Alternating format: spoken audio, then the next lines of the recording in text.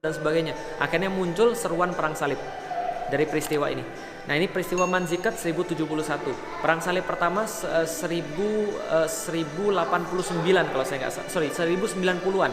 Lalu berakhir pertama kali 1189-an, sekitar 200-an tahun. Nah, maka inilah kemudian menjadi cikal bakal perang salib. Paham ya? Nah, ketika perang salib itulah kemudian terjadi antara clash antara Kristen dan Islam. Nah, semuanya dimulai dari peperangan Manzikat karena orang-orang Islam berhasil menunjukkan kedigdayaan mereka, baru disadari orang-orang Bizantium. Gitu ya. Oke, kalau gitu kita lanjut lagi.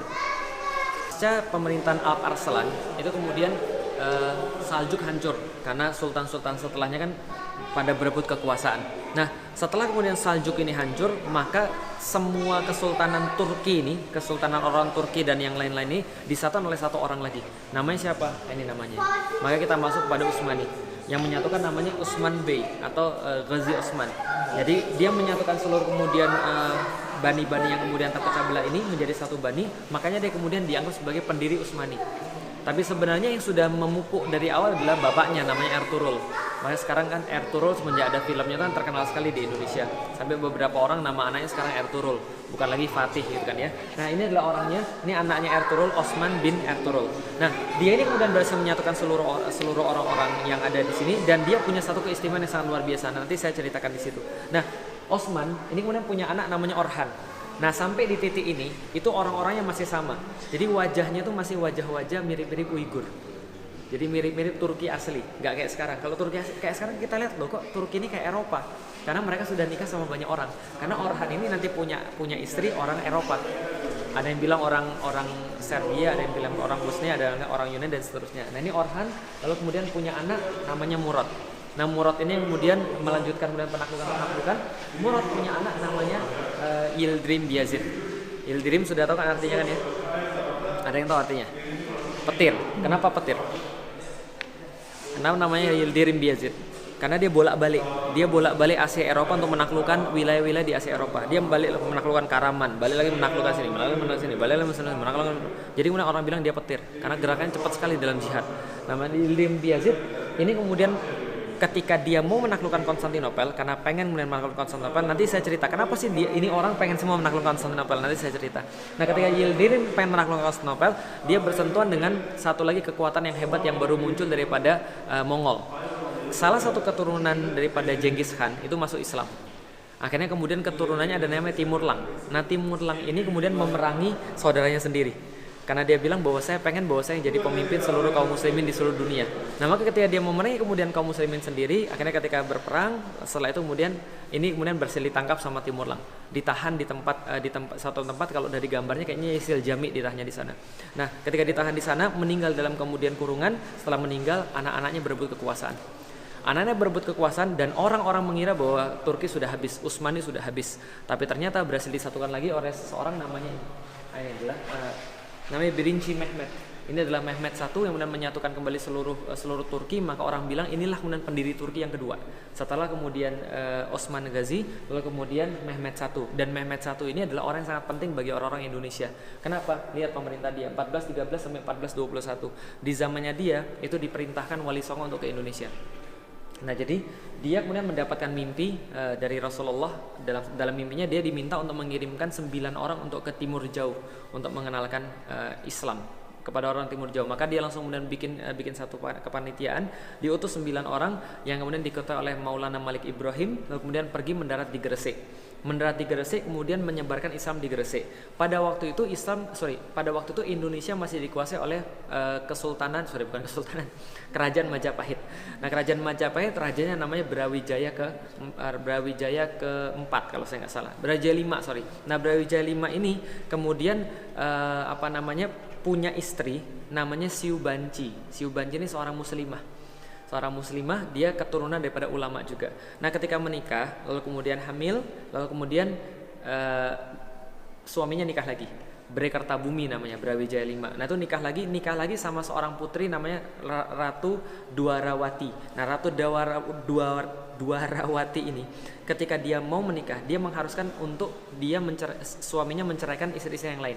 Akhirnya 80 orang diceraikan. karena istrinya banyak. Jadi kalau sekarang 4, dulu 80 diceraikan. Nah, salah satu yang diceraikan adalah Siubanci dalam keadaan hamil. Dikirimkan kepada adipati di Palembang, namanya Aryo Damar. Aryo Damar ini kemudian mengurus Siubanci sampai melahirkan seorang anak namanya Panembahan Jinbun. Jinbun namanya. Nah, lalu kemudian setelah dia melahirkan, dia nikah sama Aryo Damar yang sudah masuk Islam. Aryo Damar ganti nama jadi Aryo Dilah. Aryo Dilah nikah sama Siubanci, punya anak yang kedua namanya Raden Husen. Atau orang-orang Palembang nggak bisa sebut Husen, jadi Raden Kusen. Nah, Raden Kusen ini sama kakaknya pergi ke Gresik, kemudian bertemu dengan Wali Songo. Lalu kemudian disuruh Wali Songo pergi ke daerah Jawa Tengah, ke hutan Gelagahwangi, buat satu kemudian kerajaan di situ. Namanya kerajaan di Gelagahwangi. Ketahuan sama kemudian Brawijaya kelima, dipanggil, lalu kemudian ketahuan, oh ternyata ini anak saya. Enggak apa-apa, kamu di situ aja buat kerajaan, tapi ganti nama jadi Demak Bintoro. Dari situlah kemudian jadi kerajaan Demak, namanya Raden Fatah. Jadi Jinbun itu namanya Raden Fatah. Dilantiknya oleh siapa? Dilantiknya oleh keturunan Mehmet. Mehmet I punya anak namanya Murad II. Murad II ini adalah bapaknya Muhammad Al-Fatih. Lalu kemudian dia banyak sekali menerjemahkan bahasa Arab ke dalam bahasa Turki, karena dia juga seorang yang sangat pintar bahasa Arab dan sangat tenang pembawaannya, sangat lembut pembawaannya, tapi kalau perang sangat luar biasa ngeri. Makanya orang-orang Hungaria, orang-orang Rumania, orang-orang ya manapun juga lah, Albania, semuanya takluk sama Murad. Murad punya anak, nah ini saya, gitu kan ya, namanya Muhammad Al-Fatih. Nah, saya kan namanya Muhammad Al-Fatih. Nah, jadi inilah kemudian pada tahun 1479 dia melantik Raden Fatah menjadi Sultan Demak. Jadi Indonesia punya banyak sekali kaitan dengan Utsmani. Jadi kalau di Indonesia sekarang bilang bahwa khilafah nggak ada, ya suruh belajar lagi sejarah. Nah, kenapa? Kalau belajar sejarah kita nggak akan bisa menafikan bahwa dari situlah kemudian datang Islam. Kalau bilang Islam Nusantara, kita berhutang banyak pada khilafah. Nah, kenapa? Karena khilafah itulah kemudian mengirimkan kemudian utusan-utusan ke Nusantara. Bisa difahami ya? Nah, kemudian ini Muhammad Al-Fatih yang nanti menaklukkan Konstantinopel. Kenapa sih kemudian 7 ini yang dipasang doang? Ya, karena ini kan ruangan penaklukan Konstantinopel. Maka 1, 2, 3, 4, 5, 6, 7. Berarti takluknya pada keturunan ke 7. Oke, kalau itu sini. Tapi lebih luas sih sebenarnya daripada ini. Kalau teman-teman lihat ini kira-kira kebayang apa? Dari tengah jadi. Nah, teman-teman nggak apa-apa, sini boleh. Kalau lihat ini kebayang apa kira-kira? Kebayang apa nih? Ini bentuknya kayak apa nih? Lihat-lihat aja. Bentuknya kayak apa nih kira-kira? Nggak ada yang tahu. Kelihatan nggak ini bulan? Iya nggak sih? Lihat nih, ada bulan. Bentuknya kayak bulan nggak? Bintangnya di mana? Lah, jadi gini ceritanya. Ini bukan ngayal, bukan ngarang, tapi mengayal sih. Karena dalam bahasa Turki hayal apa? Hayal artinya? Hayal artinya? Hayal, imajinasi, apa lagi? Mimpi. Mimpi ya. Nah, jadi ada cerita tentang tentang impian Utsman. Jadi impian Utsman itu, jadi Utsman yang tadi, Utsman Ghazi itu punya guru namanya Edebali, punya syekh namanya Edebali. Dari sini kita dapat pelajaran bahwa setiap sultan-sultan Utsmani itu pasti ditemani oleh seorang syekh. Kalau di dalam sultan-sultan setelahnya namanya Lala, atau namanya ya inilah Lala, bisa juga namanya Nedim, Sohbet dan seterusnya. Tapi ada syekhnya di situ. Nah, dia ditemani oleh gurunya, jadi nggak bisa belajar sendiri, harus ada gurunya. Nah, gurunya ini Edebali, dia ngajarin Utsman tentang Islam dan seterusnya. Suatu hari setelah belajar sama gurunya, Utsman tidur. Pas dia tidur, dia mimpi, dan begitu dia bangun, dia cerita sama gurunya, guru, saya mimpi semalam. Apa mimpinya? Saya tuh mimpi bahwa saya tidur dan saya berhadapan-hadapan dengan guru. Dari dada guru itu keluar bulan sabit. Lalu kemudian bulan sabit itu keluar dari dada guru, lalu kemudian keluar menuju kepada diri saya, semakin membesar sampai kemudian penuh. Setelah penuh kemudian masuk ke dalam dada saya. Setelah masuk dalam dada saya, kemudian dari dada saya itu tumbuh pohon cenar. Tumbuh pohon cenar besar sekali, dia bilang besar sekali, dengan cabang besar sekali, dengan akar yang sangat luas sekali, dan aku melihat dengan sangat jelas, kata Utsman, bahwa akarnya itu mencakup ada empat sungai Danub, sungai Tigris, sungai Nil, dan sungai Efrat. Ada 4 sungai. Lalu aku melihat seluruh tajuknya itu melingkupi 4 gunung. Ada gunung Hemus, ada gunung Atlas, ada gunung Taurus, ada gunung Kaukasus. Semuanya melingkupi 4 gunung dan 4 sungai, dan aku melihat semuanya sangat rindang sekali. Kulit-kulit pohonnya aku kemudian melihat berubah menjadi sebuah menara-menara masjid. Kemudian banyak sekali burung-burung kemudian mengitari di atasnya, bertawaf di situ. Nah, aku melihat banyak sekali tanaman-tanaman yang sangat subur, buah-buahan yang sangat bagus, ladang-ladang pertanaman, kuda-kuda yang sangat banyak, manusia yang sangat banyak. Azan, kemudian aku dengar tuh seperti itu. Lalu kemudian ketika itu semuanya, tiba-tiba aku melihat pohon cenar itu seluruh daunnya berubah menjadi pedang Arab. Lalu kemudian semuanya menuju pada satu titik. Satu titik itu adalah Konstantinopel, dia bilang begitu. Lalu kemudian aku terbangun, dan ketika aku terbangun itu, ketika itu kemudian seluruh gambaran tadi itu berubah menjadi cincin, dan cincin itu dipakaikan dalam tanganku, kata Utsman. Lalu kemudian dia terbangun. Lalu dia ceritain itu sama gurunya bilang, serius begitu? Iya. Kamu nikah sama anak saya jadi. Akhirnya kemudian Syekh Ede Bali menikahkan Utsman pada anaknya namanya Malhun. Dari situlah kemudian muncul kemudian keturunan-keturunan yang lain. Nah, maka kemudian impian Utsman itulah yang diwariskan pada anak-anaknya. Berasal dari mana? La tuftahanul Konstantiniyah fala ni'mal amiru amiruha wala ni'mal jaisu dzalikal jais. Kata Rasulullah, akan ditaklukkan kota Konstantinopel, sebaik-baik penakluk adalah dia, dan sebaik-baik pasukan adalah pasukan dia. Bisa difahami ya? Artinya ini kemudian yang menjadi inspirasi bagi seluruh orang itu, makanya mereka semua mau menaklukkan Konstantinopel. Jadi ini ibarat sudah kayak apa ya? Sudah kayak tujuan turun temurun.